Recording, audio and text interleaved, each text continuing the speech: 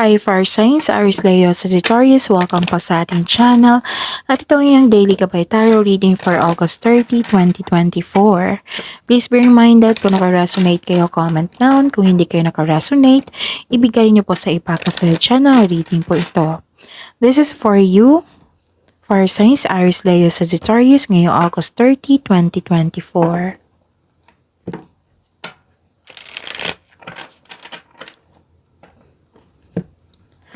Maraming salamat po sa inyong patuloy na suporta at maraming salamat din po sa mga hindi nag-skip ng ads.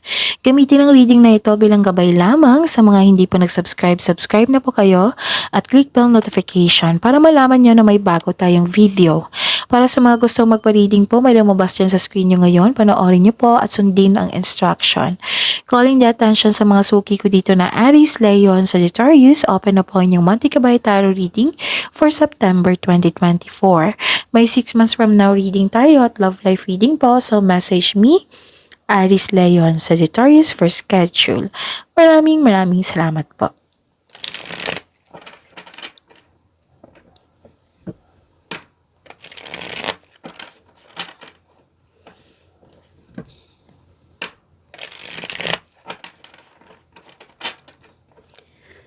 Para po ito sa inyo, Aries, Leo, Sagittarius, ngayong August 30, 2024. Spirits Guide, mga ganap po para kay Aries, Leo, and Sagittarius, ngayong August 30, 2024. I need 3 cards po.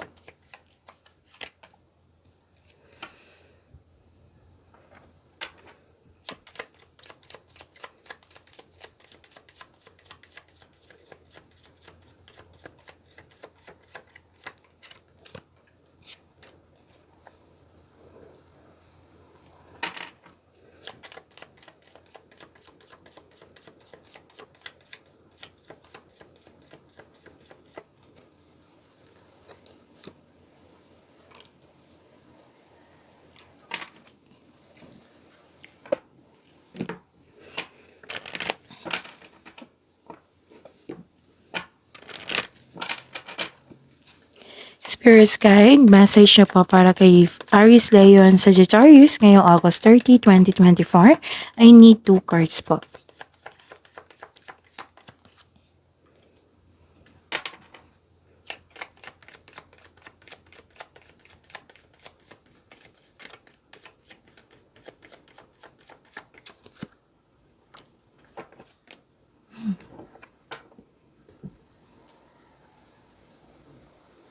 Okay. Ngayong August 30, 2024, para po kay Aries, Leo, and Sagittarius. May nakita akong biglaang pagbabago dito. Actually, 5 card na po ang nagsabi. Lahat dito. Nagsabi na may new beginning. Itong new beginning na ito is biglaan po. Biglaang pangyayari. Biglaan tumating. This is changes for the better. Yes. Nakita ko dito yung sudden change, biglaang pagbabago. Pwedeng may nasikaso kayo kasi may nakita ko dito na pumasok kayo sa malaking building na may daladalang papel. I consider that is a document. Tapos nakita ko dito na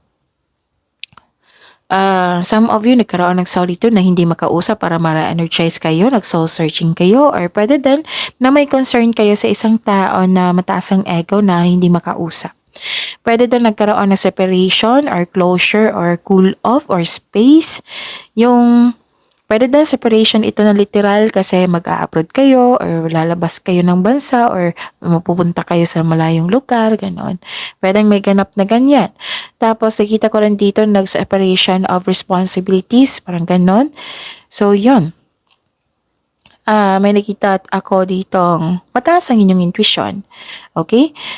Ang ganda nito kasi may offer. Kasi may contract dito eh. Kung sa career and money to, this is signing of contract. This is offer. Nagkasundo kayong dalawang tao. Pwedeng partnership ito or na-hired kayo. Tapos, nakikita ko dito, this is offer and opportunity ha. Promises, agreement, commitment, andyan po. And Pwede din about to sa proposal, engagement, marriage contract, o may kinasal ngayon. Oo, pwedeng may nag-propose ngayon kasi may nakita ko dalawang card na dito na may nabuntis, may nanganak, may ikakasal, may nagkasal, may kasal na nagkanap. Tapos, dalawang card din nagsabi dito na you are moving. Pwedeng movement ito na binigyan mo na ng aksyon yung matagal mo ng desisyon or plano. Pwede din ideas mo ngayon na binigyan mo ng aksyon. That is movement. Pwedeng literal talaga na movement ha, na busy kayo. Pwede din movement na lumipat kayo sa malayong lugar. Pwedeng relocation, nag-travel kayo, ganun. Pwedeng ganyan. Kasi may offer, di ba? Opportunity, tapos tinanggap mo at nagkaroon ng pagbabago. Yes. This is good news ha. Claim nyo ito. Claim nyo ito, Aries, Leo, Sagittarius. Ang ganda-ganda nito.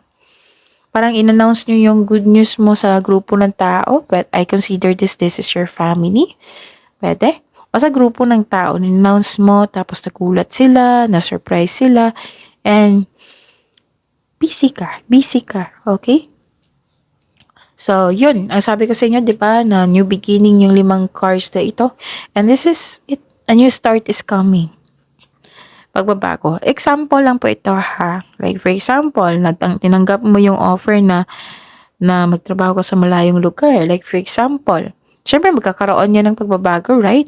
Pwede din na tinanggap mo yung proposal ng partner mo. So, may pagbabago yan. Like for example, kinasal kayo ngayon na naging miss to misses ka, 'di ba?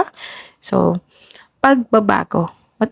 Pagbabago to sa inyong buhay. Cycle, nag-change yung cycle, okay? Tapos nagkaroon din ng solusyon sa inyong problema. A personal issue reaches resolution. This is ending with new beginning. Yes, I consider this is ending with new beginning kasi nagkaroon na ng solusyon sa inyong problema. So, ang ganda. Okay? So, Spirit's Guide, ano po yung energy ni Aries, Leo, Sagittarius ngayong August 30, 2024?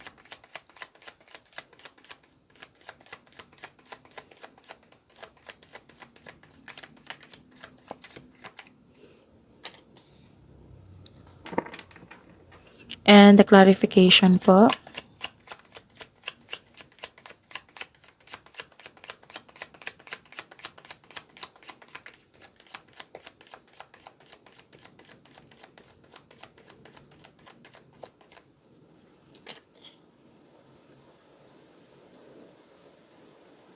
Okay. This is a daily reminder. Oo, panoorin niyo po yung last 4 days kabay tarot reading niyo po. Like for example, napanood niyo ito ngayong August 29, 2024. Panoorin niyo po yung, like for example, napanood niyo ito ngayong August 30, 2024. Panoorin niyo po yung last 4 days. Like for example, 28, 27, 29, 28, 27, 26. Basta last 4 days, sunod-sunod yung date. Kung napanood niyo ito ngayon, yung September 5, last 4 days, basta depende na sa inyo kung anong day nyo to na panood. Last 4 days po, sunod-sunod po na date. Kung may nakita kayo or narinig kayong repeating message, kailangan nyo po iyan bigyan ng atensyon. Kung maaari po, bigyan nyo po ng solusyon at aksyon. Again, calling the attention sa mga suki ko dito na Aries, Leo, and Sagittarius. Open na po ang inyong Mantika by Tarot reading force. Okay. Open na po ang inyong Mantika by Tarot reading for September 2024. May 6 months from now reading tayo at love life reading po. So message me, Aries, Leo, Sagittarius for schedule. Maraming salamat po. So this is major. Okay. May nakita ako ditong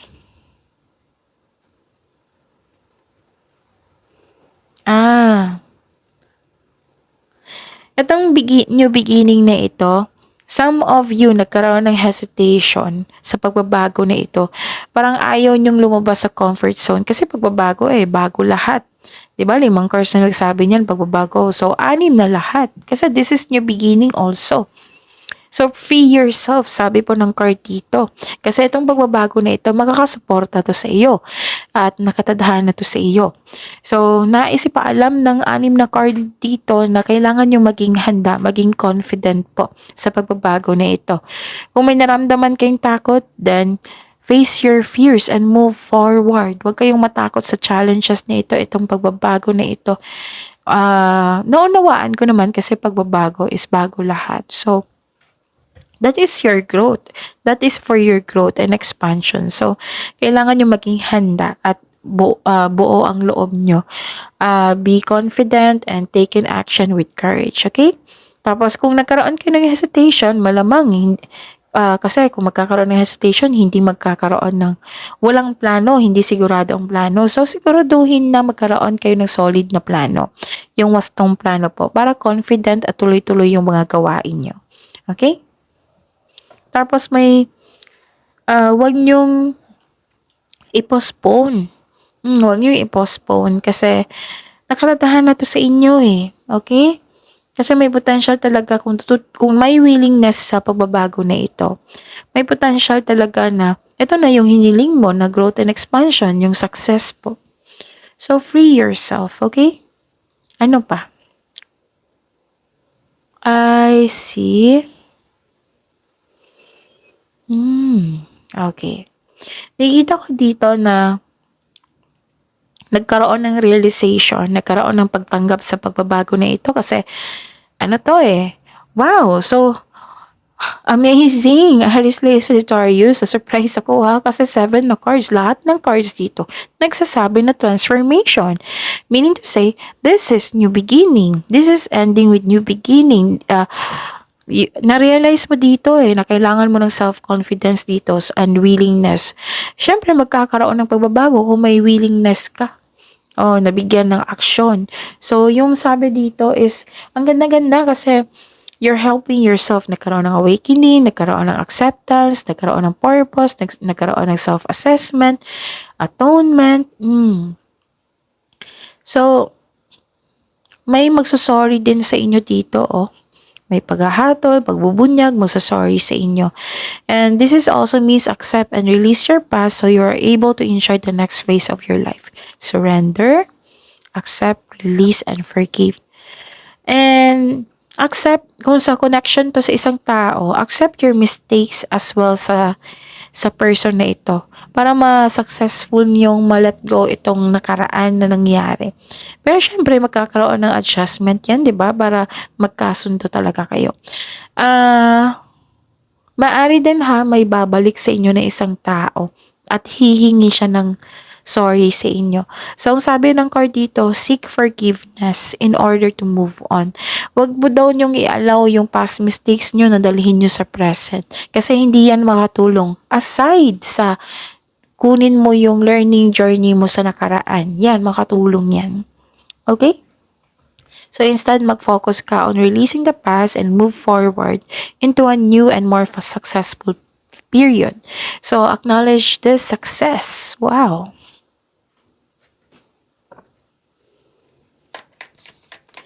Spirit's Guide, Career and Money po ni Aries Leo Sagittarius ngayong August 30, 2024.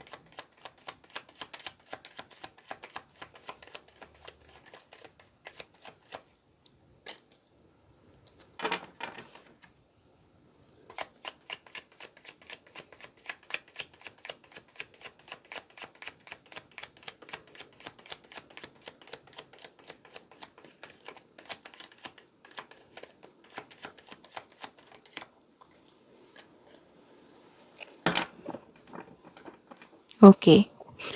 This is your career and money. Okay, this is very good. Kasi nagkaroon ng slowing down dito and in-exercise mo yung patience mo. Pwede nagkaroon ng delay, pwedeng hindi mo nagustuhan yung sinasabi ng isang tao. Yun, ang required ngayon is magbigay ng mahabang pasensya. Kasi kung magkakaroon ng delay, alam niyo naman na Kailangan yan ng pasensya, may dahilan yan. They are divinely timed to highlight an important realization. Kaya nga may awakening dito may na-realize ka. Kailangan mong may realize bago dumating yon para magamit sa tama. Ganon. So, something you need to recognize bago ka magpatuloy sa iyong gawain. So, yun. Make yourself busy. And tama yung ginawa mo dito na mag-slow down kayo, hindi kayo mag-rush, tapos mag-exercise kayo sa patience nyo. Pag-unawa din, okay? Pag-unawa. Tama tong ginawa nyo dito. Okay. Nakikita ko rin dito na this is very good. Itong dalawang card na ito very good talaga kasi you are moving on from challenges. Okay? Kaya nga may sabi dito, a personal issue reaches resolution. May solusyon na. So you are finally, nang dahil sa awakening na ito, yung self-assessment na ito, you're moving on from challenges. Yung pag-intindi. Yung you are focused on mind healing instead of suffering. Ganon. Pwede din nagtitiis ka or, what I meant is, pwede kang lumayo sa isang taong toxic dyan sa career and money mo. And I believe this is your kasamahan dyan sa trabaho. So, focus and have faith. I-release mo yung negativity. Okay? Palitan mo ng positivity para ma-motivate ka ulit. Okay? This is very good na paugali. This is maturity step kasi you're moving on from challenges. You're helping yourself para magiging okay na. So, think positive na makabangon ka ulit and have faith na ang divine can lift you out of any period of loss. Okay. So, believe in yourself, think positive, and magtiwala ka sa kung ano ang darating. Maging komportable, help yourself, which is ginawa mo talaga. So, kasi kung mangyayari yan, magkakaroon talaga ng pagbabago, new beginnings. Okay? Kasi lumalayo ka sa toxic traits Nag-decide ka talaga. So, you are focused on mind healing instead of suffering.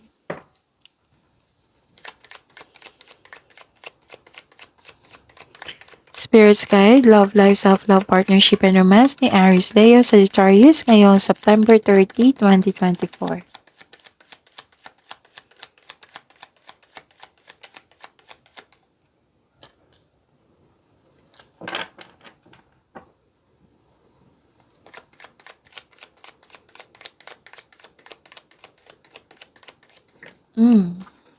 Kunin ko yung nauna.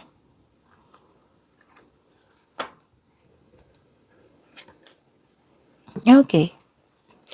Maraming salamat po sa patuloy na tiwala at suporta sa ating channel at maraming salamat din po sa mga hindi nag-skip ng ads.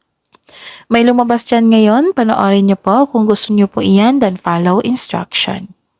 Okay. So, klarong-klaro dito na disappoint kayo sa delay. So, sabi dito na i-process niyo po ito.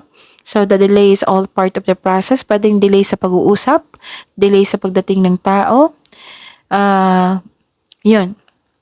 So, stick lang sa inyong, let's say na, kasi naiinip kayo dito sa delay. Okay? Kung ano yung tama yung ginawa mo dito, you're moving on from this emotion, like tinutulungan mo yung sarili mo, you're giving patience dito, you're exercising your patience, moving on, tapos nagkaroon ng yung inintindi mo kung bakit nagkaroon ng delay. Kasi nga, ang sabi ng cards dito, kailangan yung may ma-realize.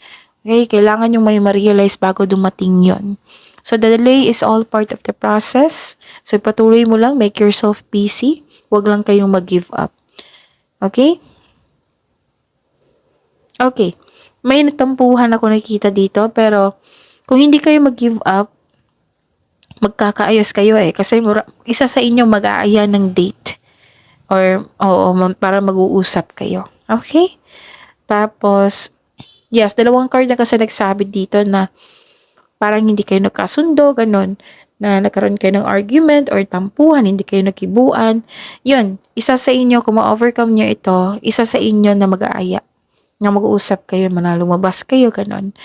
And parang nalilito kayo sa paggawa ng desisyon dito, no? Or maaring nalilito ko sa pag-take ng move para kausapin siya. So, kailangan ng pagbalansa dito. Pwede din ang concern ha, na isa sa inyo naging dependent sa partner. So, sabi po ng card dito, suriin niyo po daw kung ano yung punot dulo na kung bakit kayo nagkaroon ng disharmony. Kasi mabibigyan mo yan ng solusyon. Kung mahilig kayo sa journal, kung mahilig kayo sa diary, din suriin nyo. Mabibigyan mo yan ng solusyon, okay? So, yun. Magiging okay naman, mag-uusap naman kayo at the end of the day. Okay, so see you tomorrow, Aries, Leo, Sagittarius. Please like, subscribe, and click bell button for notification para updated mo kayo sa daily tarot reading natin. Maraming salamat po.